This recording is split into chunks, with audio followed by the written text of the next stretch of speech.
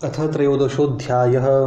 सूत जी कहते हैं, विदुर जी तीर्थ यात्रा में महर्षि मैत्रेय से आत्मा का ज्ञान प्राप्त करके हस्तिनापुर लौट आए। उन्हें जो कुछ जानने की इच्छा थी वह पूर्ण हो गई थी। विदुर जी ने मैत्रेय ऋषि से जितने प्रश्न किए थे उनका उत्तर सुनने के पहले ही श्री कृष्ण में अनन्य भक्ति हो जाने के कारण वे उत्तर सुनने से उपराम हो गए।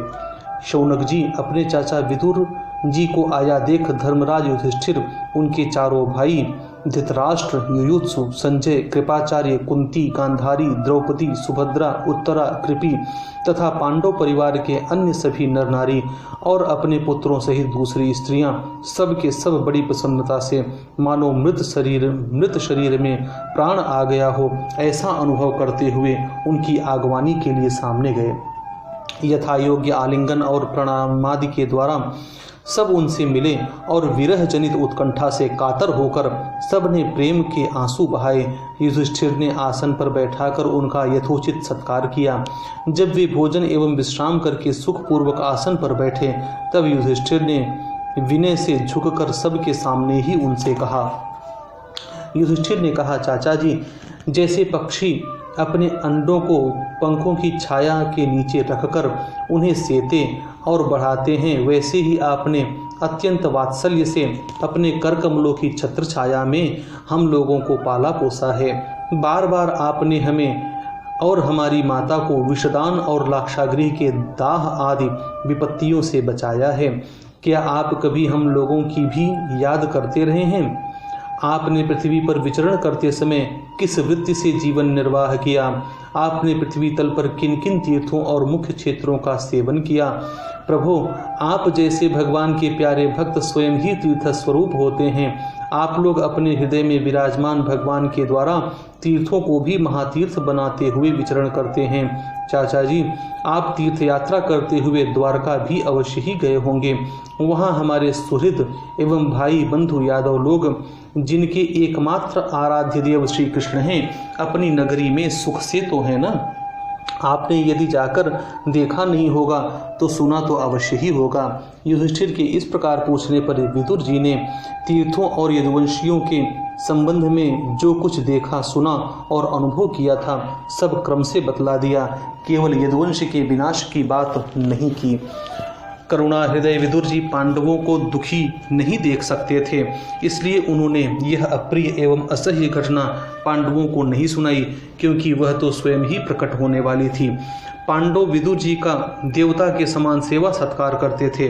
वे कुछ दिनों तक अपने बड़े भाई धृतराष्ट्र की कल्याण कामना से सब लोगों को प्रसन्न करते हुए सुखपूर्वक हस्तिनापुर में ही रहे। विदुर जी तो साक्षात धर्मराज थे। मांडव्य ऋषि के शाप से ये 100 वर्ष के लिए शूद्र बन गए थे। इतने दिनों तक यमराज के पद पर अर्यमा थे और वही पापियों को उचित दंड देते थे। राज्य प्राप्त हो जाने पर अपने लोकपालों सरीखे भाइयों के साथ राजा युधिष्ठिर वंशधर परीक्षित को देखकर अपनी अतुल संपत्ति से आनंदित रहने लगे। इस प्रकार पांडव गृहस्थ के काम धंधों में रम गए और उन्हीं के पीछे एक प्रकार से यह बात भूल गए कि अनजान में ही हमारा जीवन मृत्यु की ओर जा रहा है। अब देखते देखते उनके सामने वह समय आ पहुंचा जिसे कोई टाल नहीं सकता। परंतु विदुर जी ने काल की गति जानकर अपने बड़े भाई धृतराष्ट्र से कहा, महाराज देखिए, अब बड़ा भयंकर समय आ गया है, झटपट यहाँ से निकल चलिए। हम सब लोगों के सिर पर वह सर्वसमर्थ काल मंडराने लगा है, जिसके टालने का कहीं भी कोई उपाय नहीं है। काल के वशीभूत होकर जीवन का अपने प्रियतम प्राणों से भी बात की बात में वियोग हो जाता है। फिर धन, जन आदि दूसरी वस्तुओं की तो बात ही क्या है। आपके चाचा, ताऊ, भाई, सगे संबंधी और पुत्र सभी मारे गए। आपकी उम्र भी ढल चुकी, शरीर बुढ़ापे का शिकार हो गया। आप पराये घर में पड़े हुए हैं। ओह, इस प्राणी को जीवित रहने की कितनी प्रबल इच्छा होती है। इसी के कारण तो आप भीम का दिया हुआ टुकड़ा खाकर कुत्ते का सा जीवन बिता रहे हैं। जिनको आपने आग में जलाने की चेष्टा की, विष देकर मार डालना चाहा, भरी सभा में जिनकी विवाहिता पत्नी को अपमानित किया, जिनकी भूमि और धन छीन लिए, उन्हीं के अन्न से पले हुए प्राणों को रखने में क्या गौरव है। आपके अज्ञान की हद हो गई है कि अब भी आप जीना चाहते हैं, परंतु आपके चाहने से क्या होगा। पुराने वस्त्र की तरह बुढ़ापे से गला हुआ आपका शरीर आपके न चाहने पर भी क्षीण हुआ जा रहा है। अब इस शरीर से आपका कोई स्वार्थ सधने वाला नहीं है, इसमें फंसिए मत। इसकी ममता का बंधन काट डालिए और संसार के संबंधियों से अलग रहकर उनके अनजान में अपने शरीर का त्याग। जो संसार के संबंधियों से अलग रहकर उनके अनजान में अपने शरीर का त्याग करता है वही धीर कहा गया है। चाहे अपनी समझ से हो या दूसरे के समझाने से, जो इस संसार को दुख रूप समझकर इससे विरक्त हो जाता है और अपने अंतःकरण को वश में करके हृदय में भगवान को धारण कर संन्यास के लिए घर से निकल पड़ता है, वही उत्तम मनुष्य है। इसके आगे जो समय आने वाला है वह प्रायः मनुष्यों के गुणों को घटाने वाला होगा। इसलिए आप अपने कुटुंबियों से छिपकर उत्तराखंड में चलिए।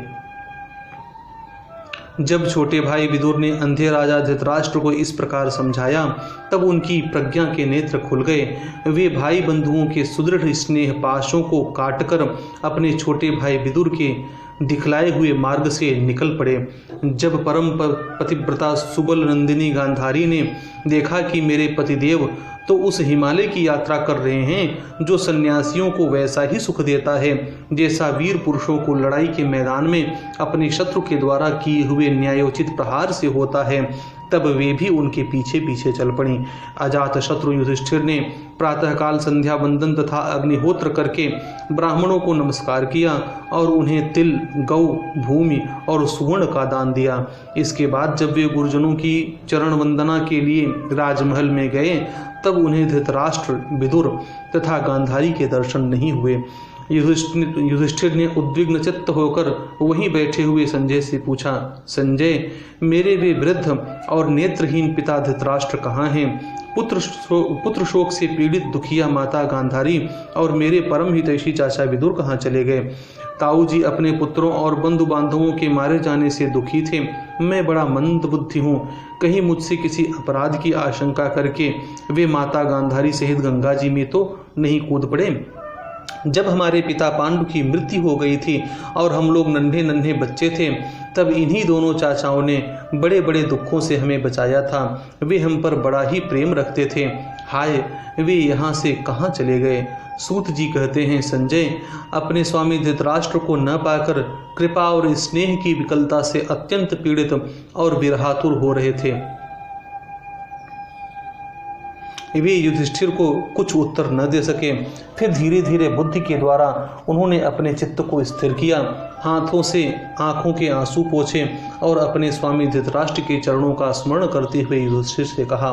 संजय बोले, कुलनंदन, मुझे आपके दोनों चाचा और गंधारी के संकल्प का कुछ भी पता नहीं है। महाबाहो, मुझे तो उन महात्माओं ने ठग लिया। संजय इस प्रकार कह ही रहे थे कि तुम्बुरु के साथ देवर्षि नारद वहां आ पहुंचे। महाराज युधिष्ठिर ने भाइयों सहित उठकर उन्हें प्रणाम किया और उनका सम्मान करते हुए बोले। युधिष्ठिर ने कहा, भगवन, मुझे अपने दोनों चाचाओं का पता नहीं लग रहा है। न जाने वे दोनों और पुत्र शोक से व्याकुल तपस्विनी माता गांधारी यहाँ से कहाँ चले गए। भगवन, अपार समुद्र में कर्णधार के समान आप ही हमारे पारदर्शक हैं। तब भगवान के परम भक्त भगवन में देवर्षि नारद ने कहा, धर्मराज, तुम किसी के लिए शोक मत करो, क्योंकि यह सारा जगत ईश्वर के वश में है। सारे लोक और लोकपाल विवश होकर ईश्वर की ही आज्ञा का पालन कर रहे हैं। वही एक प्राणी को दूसरे से मिलाता है और वही उन्हें अलग करता है। जैसे बैल बड़ी रस्सी में बंधे और छोटी रस्सी से नथे रहकर अपने स्वामी का भार ढोते हैं, उसी प्रकार मनुष्य भी वर्णाश्रमादि अनेक प्रकार के नामों से वेद रूप रस्सी में बंधकर ईश्वर की ही आज्ञा का अनुसरण करते हैं। जैसे संसार में खिलाड़ी की इच्छा से ही खिलौनों का संयोग और वियोग होता है, वैसे ही भगवान की इच्छा से ही मनुष्यों का मिलना बिछोड़ना होता है। तुम लोगों को जीव रूप से नित्य मानो या देह रूप से अनित्य अथवा जड़ रूप से अनित्य और चेतन रूप से नित्य अथवा शुद्ध ब्रह्म रूप में नित्य अनित्य कुछ भी न मानो। किसी भी अवस्था में मोहजन्य आसक्ति के अतिरिक्त वे शोक करने योग्य नहीं हैं। इसलिए धर्मराज, वे दीन दुखी चाचा चाची असहाय अवस्था में मेरे बिना कैसे रहेंगे? इस अज्ञानजन्य मन की विकलता को छोड़ दो। यह पांच भौतिक शरीर काल, कर्म और गुणों के वश में है। अजगर के मुंह में पड़े हुए पुरुष के समान यह पराधीन शरीर दूसरों की रक्षा ही क्या कर सकता है? हाथ वालों के बिना हाथ वाले, चार पैर वाले पशुओं के बिना पैर वाले, और उनमें भी बड़े जीवों के छोटे जीव आहार हैं। इस प्रकार एक जीव दूसरे जीव के जीवन का कारण हो रहा है। इन समस्त रूपों में जीवों के बाहर और भीतर वही एक स्वयं प्रकाश भगवान, जो संपूर्ण आत्माओं के आत्मा हैं, माया के द्वारा अनेकों प्रकार से प्रकट हो रहे हैं। तुम केवल उन्हीं को देखो। महाराज, समस्त प्राणियों को जीवन दान देने वाले वे ही भगवान इस समय इस पृथ्वी पर देवद्रोहियों का नाश करने के लिए काल रूप से अवतीर्ण हुए हैं। अब वे देवताओं का कार्य पूरा कर चुके हैं। थोड़ा सा काम और शेष है, उसी के लिए वे रुके हुए हैं। जब तक वे प्रभु यहाँ हैं तब तक तुम लोग भी उनकी प्रतीक्षा करते रहो। धर्मराज, हिमालय के दक्षिण भाग में जहाँ सप्तर्षियों की प्रसन्नता के लिए गंगा जी ने अलग अलग 7 धाराओं के रूप में अपने को 7 भागों में विभक्त कर दिया है, जिसे सप्तस्रोत कहते हैं, वहीं ऋषियों के आश्रम पर धृतराष्ट्र अपनी पत्नी गांधारी और विदुर के साथ गए हैं। वहाँ वे त्रिकाल स्नान और विधि पूर्वक अग्निहोत्र करते हैं। अब उनके चित्त में किसी प्रकार की कामना नहीं है। वे केवल जल पीकर शांत चित्त से निवास करते हैं। आसन जीतकर प्राणों को वश में करके उन्होंने अपनी 6 इंद्रियों को विषयों से लौटा लिया है।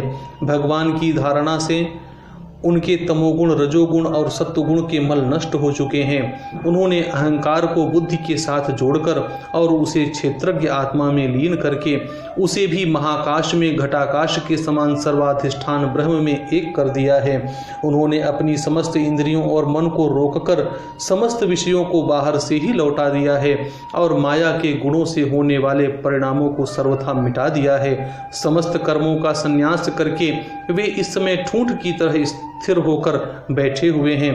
अतः तुम उनके मार्ग में विघ्न रूप मत बनना। धर्मराज, आज से 5वें दिन वे अपने शरीर का परित्याग कर देंगे और वह जलकर भस्म हो जाएगा।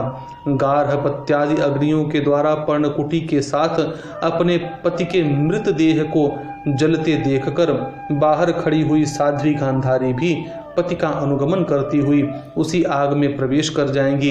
धर्मराज, विदुर जी अपने भाई का आश्चर्यमय मोक्ष देखकर हर्षित और वियोग देखकर दुखित होते हुए वहां से तीर्थ सेवन के लिए चले जाएंगे।